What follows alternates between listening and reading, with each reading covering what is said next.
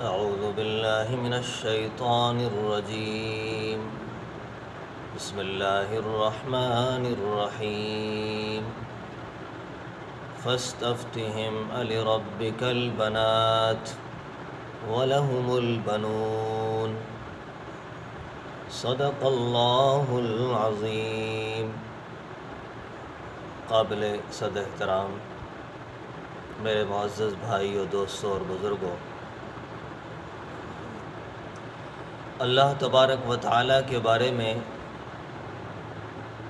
مشرکین مکہ کچھ عجیب قسم کے عقیدے رکھا کرتے تھے۔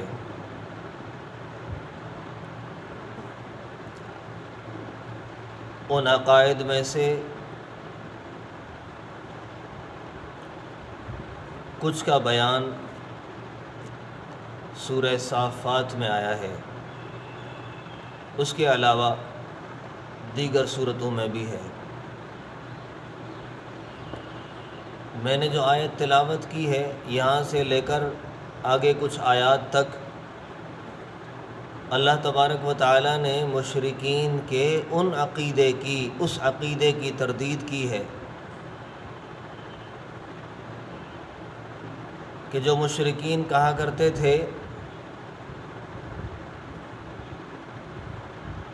کہ اللہ تبارک و تعالیٰ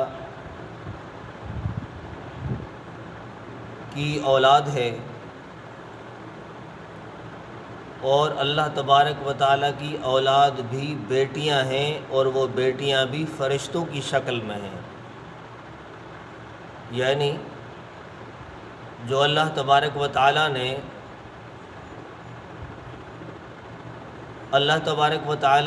بیٹیاں رکھی ہیں، اور اللہ کی بیٹیاں فرشتے ہیں، معاذ اللہ۔ اور پھر وہ کہتے تھے جو جنات کی سردار زادیاں ہیں، یعنی جس طرح انسانوں میں سردار ہوتے ہیں، اسی طرح جنات میں بھی سردار ہوتے ہیں،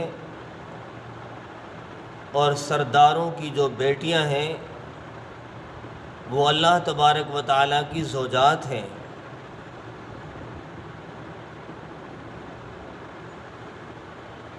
تو اللہ تبارک و تعالیٰ نے انہوں نے اللہ تبارک و تعالیٰ کے بارے میں ایسے غلط عقائد گھڑ رکھے تھے۔ ان کی تردید اور اصلاح کے لیے اللہ نے ان سے کہا کہ تمہارے لیے تو بیٹے اور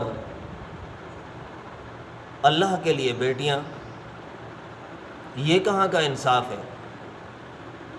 پہلی بات تو یہ ہے کہ اللہ کی اولاد ہی نہیں،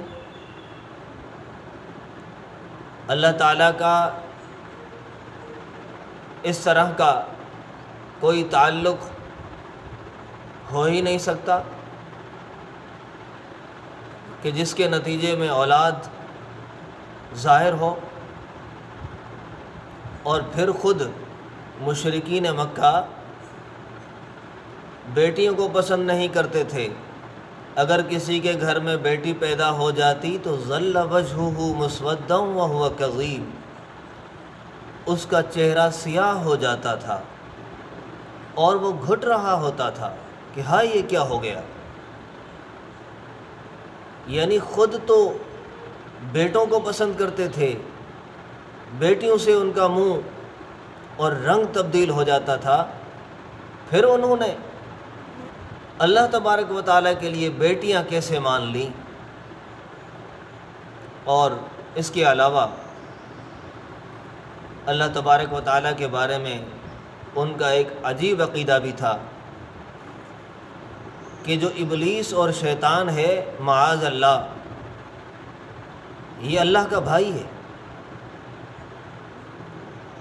اور خالق خیر اللہ تعالیٰ ہے، یہ کہا کرتے تھے، اور خالق شر یہ ابلیس ہے، معاذ اللہ۔ اس حد تک ان کے برے عقائد تھے اوپر والی بات کے متعلق اللہ تعالیٰ نے صاف فرمایا ام خلقنا الملائکۃ اناثا وہم شاہدون، کیا ہم نے پیدا کیا فرشتوں کو بیٹیاں مؤنث، اور یہ مشرکین اس وقت حاضر تھے؟ کیا حاضر تھے وہ؟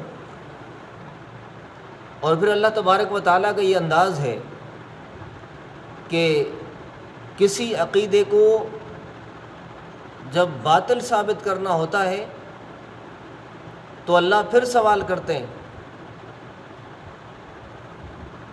کہ کیا تمہارے پاس کوئی دلیل بھی ہے؟ ام لکم سلطان مبین، تم جو کہتے ہو اللہ تعالیٰ کی اولاد ہے، یہ بات جھوٹی ہے۔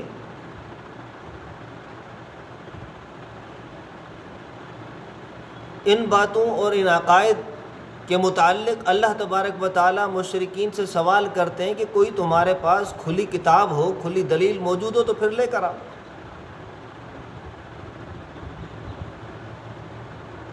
لیکن ظاہر بات ہے کہ وہ دلیل کہاں سے لے آتے ہیں؟ لہٰذا اللہ تبارک و تعالیٰ نے ایسے عقائد کو بڑے زور اور شور کے ساتھ بڑے خوبصورت انداز میں دلائل کے ساتھ قرآن مجید میں رد فرمایا ہے۔ مجھے اور آپ کو بھی یہ سمجھایا ہے کہ اگر کسی کا باطل عقیدہ ہو تو اسے کہو کہ کیا تمہارے پاس قرآن مجید سے کوئی دلیل بھی ہے جو تم نے یہ عقیدہ بنا رکھا ہے؟ اور امید ہے کہ غلط عقیدے والا بھی جب یہ سنے گا تو پریشان ہو جائے گا، اور اس کو اللہ تبارک و تعالیٰ ممکن ہے اپنے غلط عقیدے سے توبہ کی توفیق دے دے۔ اللہ رب ذوالجلال سے دعا کرتے ہیں اللہ تعالیٰ مجھے اور آپ کو قرآن سمجھنے اور عقائد باطلہ سے بچنے کی توفیق عطا فرمائے۔ وما توفیقی الا باللہ۔